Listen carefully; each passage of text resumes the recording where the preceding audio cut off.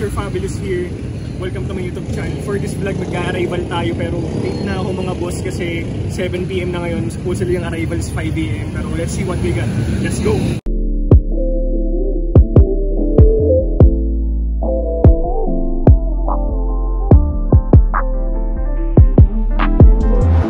So yun guys, nakita ko ng Mickey Mouse Disneyland. Ganda ng graphics na ito. Asa maliit nga lang siya pero tignan natin kung kukunin ko. Solid graphics. Ay, nakahiga habang nagpa-puff, habang utak ko ay stunk. Di na malayang it is 5 o'clock. So yun guys, nakita tayo ng Golden State Warriors. Ganda nito, Michelin nest pa yan. Ayan guys, panalo. Tangina, maganda pala.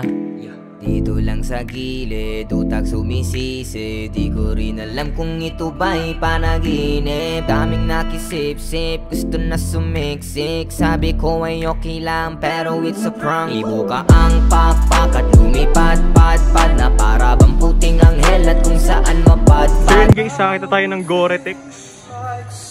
May pagka-real tree. Ganda na ito. And this is the second time na nakita ko ng ganito, nakakuha ng ganito. Solid guys.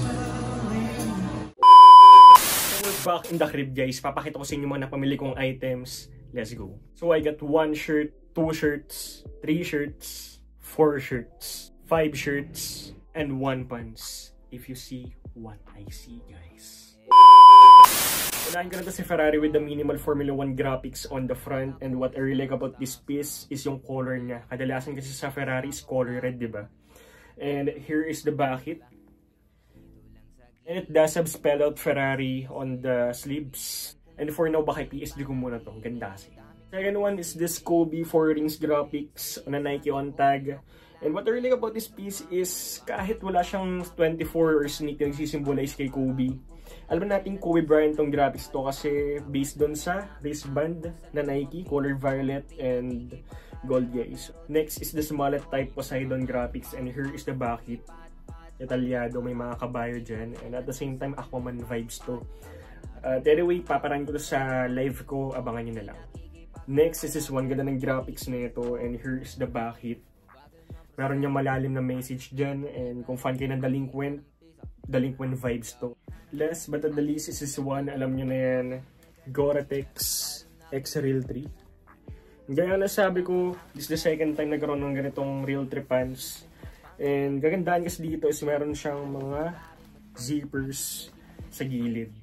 And malaki lang talaga sa akin to guys, pero bebenta ko na lang din to, bahala na kayong mag-cam correct sa live natin. So dito ko natatapusin tong vlog na to. Yung ibang item na pinakita ko sa inyo is PSG ko, yung iba ila-live ko. So don't forget to follow me on Instagram, fabulousthrift.ph. And don't forget to like my page, fabulousthrift. Tapos yung mga sinabi ko palang mga ibebenta kong damit sa live, abangan nyo na yun. You know the drill guys. Peace out!